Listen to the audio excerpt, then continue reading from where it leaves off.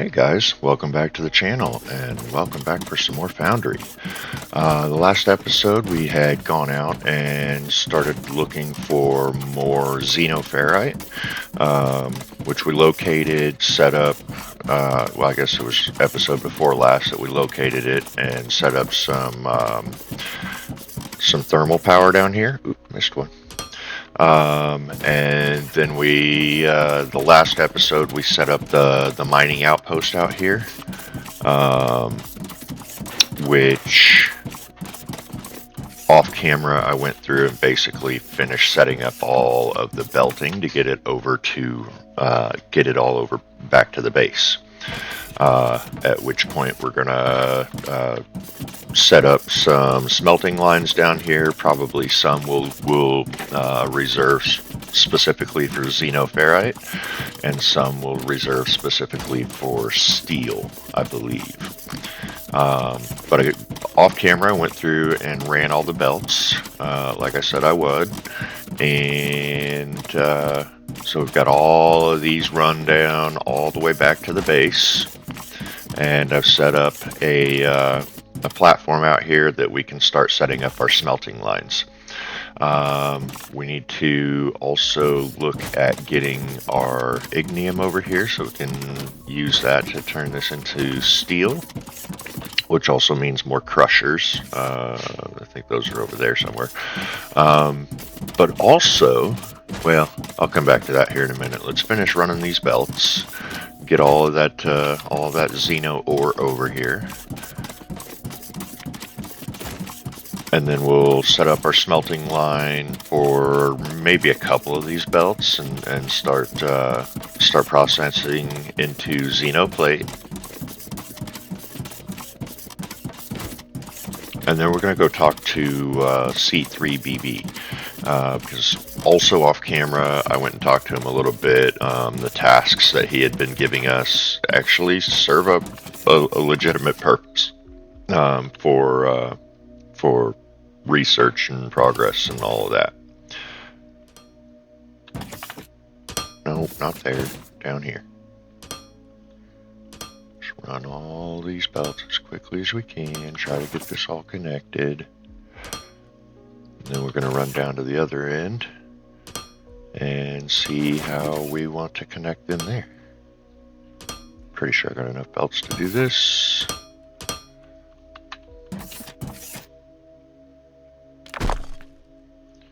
Alright, ore is flowing. Flowing on all belts. Yes.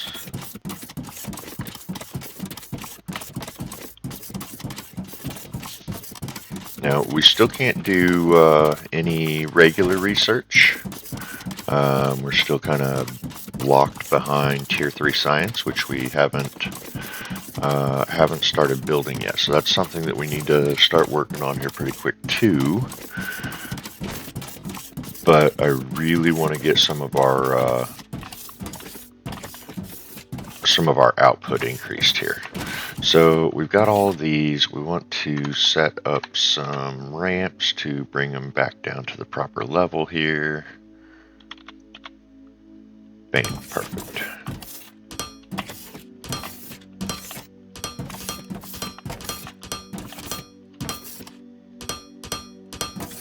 Right. Now we've got ore coming down, or we will, as soon as it catches up to us here. How far back are we? It doesn't look like it's really even made it around the corner down there yet. That's okay. We need to get stuff set up down here. Alright, so one of the things that we kind of figured out is that the smelters, it said that each smelting line outputs, or one belt, one full belt will supply, or one miner will supply 8 smelters. I don't think that's accurate. We've pretty much determined that is probably not that accurate. So we're going to start with just a couple here. Actually, we might do something more like this.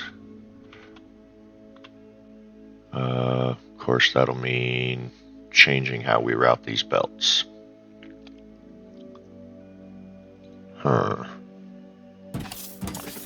Well, what are you doing up there? You shouldn't be up there. You should be down here.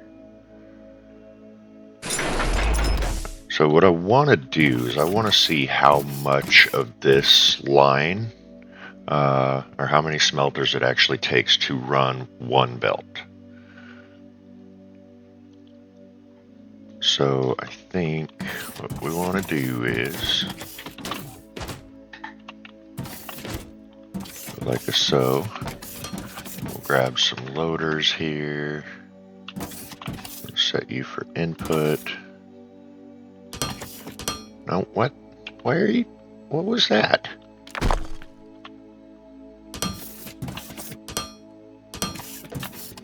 Right, I'm going to set some for output on this side.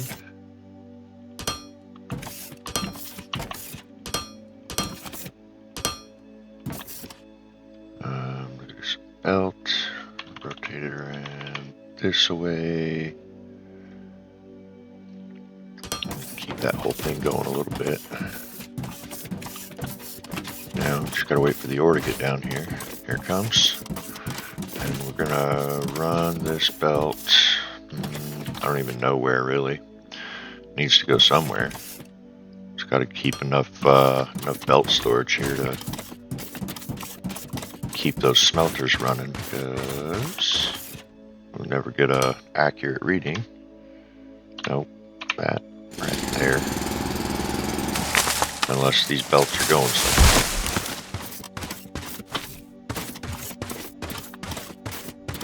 Now, this is going to use a lot of belts for no real purpose other than to just see how well this smelting line functions, and whether or not,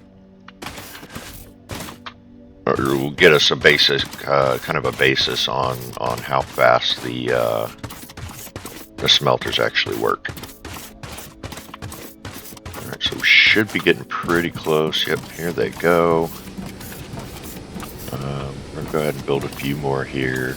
6, 7, and 8.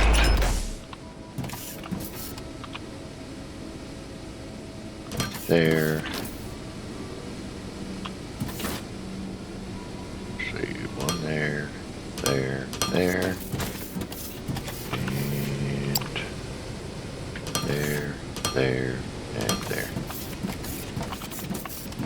Now, if these 8 smelters can keep up with all of that, which it does not appear that they can, it doesn't look like even the belts can keep up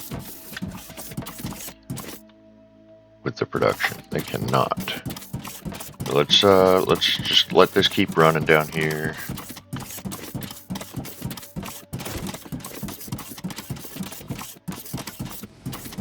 And see as the gaps in the ore get down here.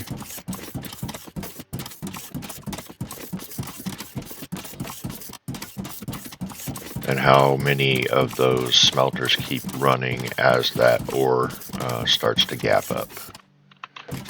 So let's run this as far this way as we can.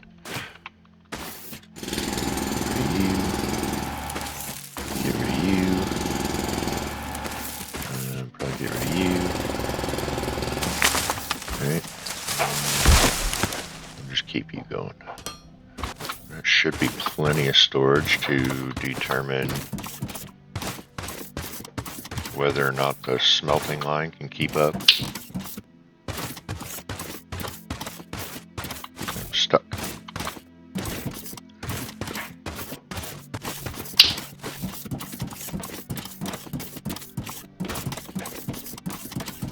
Alright, so we have one smelter functioning on the ore that comes out of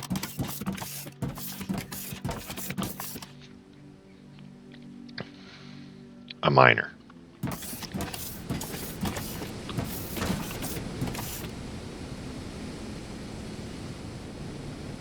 Right? So we got one, there's a second one. Alright, big gaps. Second one, nope, first one. not even pumping. Why not? You've got ore.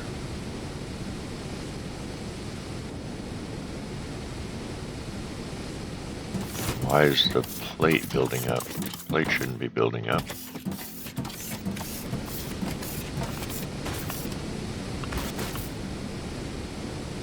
No. That's why the plate's building up. Alright.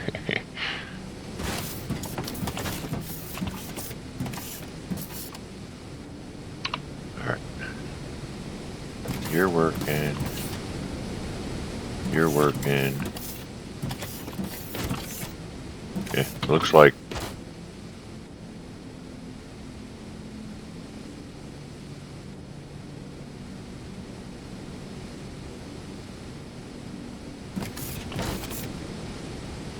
alright, let's see what happens if we feed 2 lines into it. So it looks like it's going to take 4 lines to make a 8-piece smelter work. I don't know if the belts are fast enough to do that, though. Probably are. They're probably fine. But that means these 14 lines that I've got coming down from that mine deposit out there is only going to get me, what, 3 smelting lines-ish? 3.5?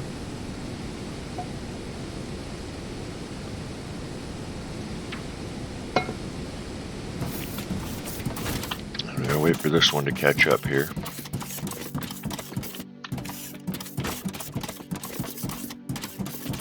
In fact, it might not hurt to just go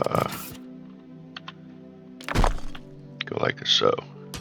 We'll let that run out all the way to the end there.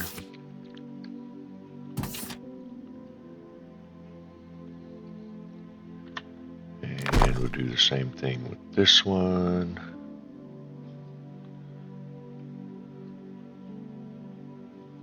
Oh, well, we're gonna end up having to pick up some more to do that. We'll just load it onto that belt.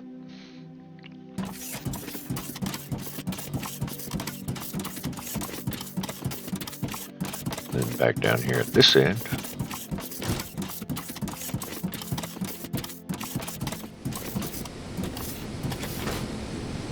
We just go like that. That'll empty those 3 belts altogether into that 1 smelting column. Now, with that said, probably want to do... Oh, all the plates building up. Excellent. Okay. Well, that's not ideal either, really. Is the ore making it all the way to the end? Ooh, just barely.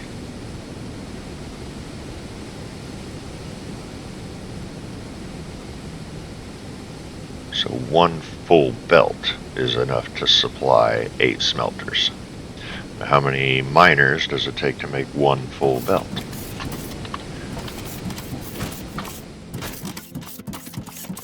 Yeah, we'll let that thing do its thing for a little bit. We're going to go over here and talk to the CB33 or whatever his name is and see what he's got to tell us. Remember I said we had some tasks from this dude, right? And the last one that we actually paid any attention to was building these pole lights. So we had to build 5 of those. So I built 5 of them around the base. There's 1, 2, 3 over there, 4, and 5. We may put up more of those, or we may not. I don't know yet. But then we want to come over here and talk to this guy, and he gives us some more tasks. So the one that we're on now is called Olumite. Do it. Yeah, C3BB. Right. This moon had been chosen for the Foundry initiative because it's not only rich in minerals, but it's also full of a liquid resource called olumite. This sticky liquid can be refined into the various chemical products we're going to need. We should find some and drill it up. So it's telling us to build 4 pump jacks. And those I assume are under production structures, incinerator, greenhouse, casting, crusher. I don't see a pump jack. No, no, no. Pump jack, pump jack, pump jack.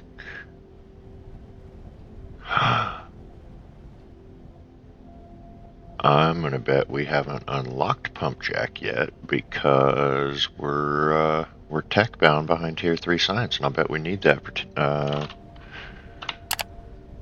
for a pump jack. Alright, that's tier 2, that's tier 3.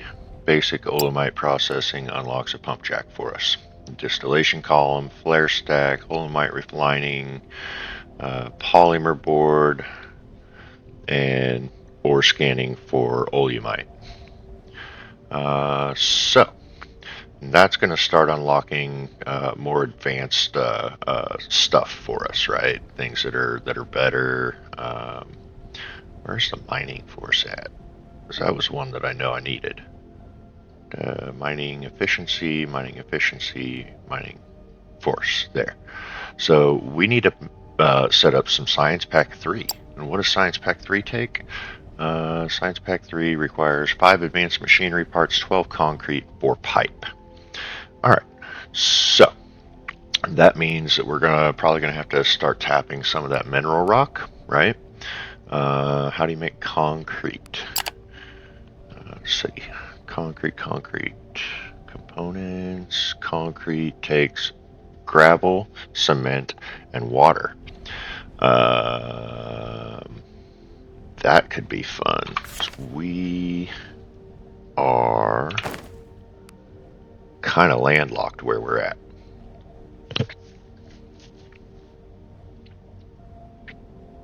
Kind of really badly landlocked where we're at.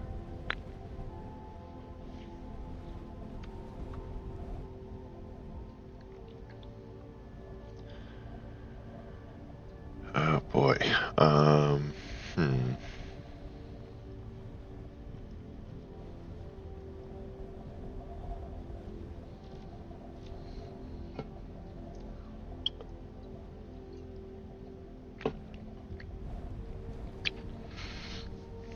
Well, I'd hate to think I ran all that Xeno over there for nothing.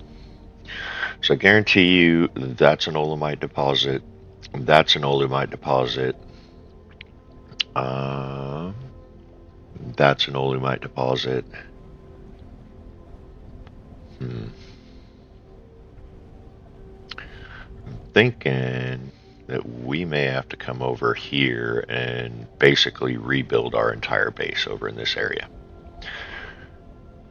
That's not gonna be fun, like, at all. But it gives us a lot more space, I guess, to kind of work and do the things that we want to do. Because most of this over here, if you guys recall, is really flat area, right?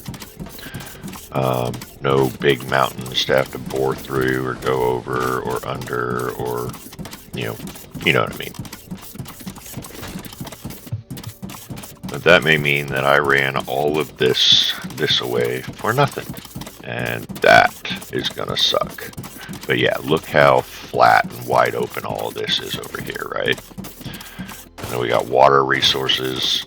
We've got, yeah, and then even the flat terrain kind of spreads across the water and looks like it even stretches out even further off that direction, south and west of where I'm at currently.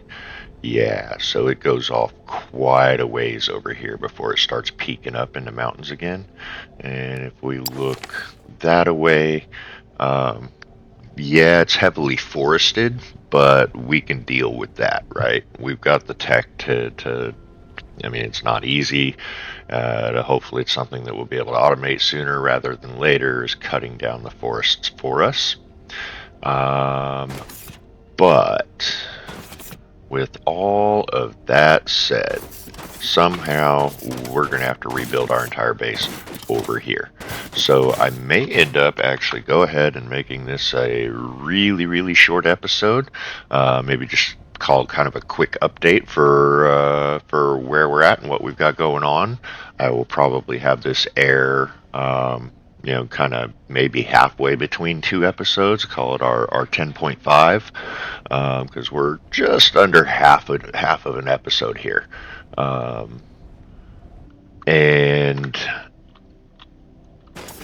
in between this episode or this half episode and the next episode, it looks like I'm going to be stuck coming out here and essentially rebuilding our entire base over here in this area.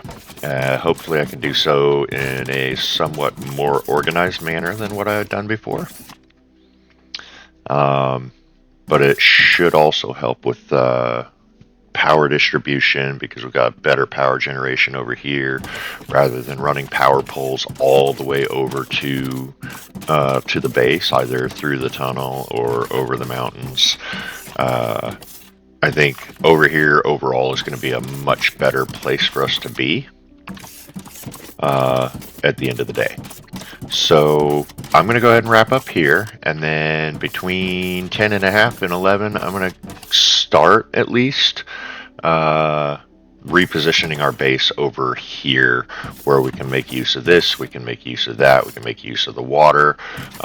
Downside is we're probably going to have to transport our Technum over here, because right now we don't have any that's close by to this area. The closest one to this area is the one that's in our base, and then second is this one over here. It looks like I don't see any Technum deposits that appear to be any closer than that. Not the end of the world, but definitely something that we're going to have to take into consideration as we relocate the base. So I'm going to go ahead and wrap up here, and I will see you guys in the next one. Thank you so very much for joining me, and bye-bye.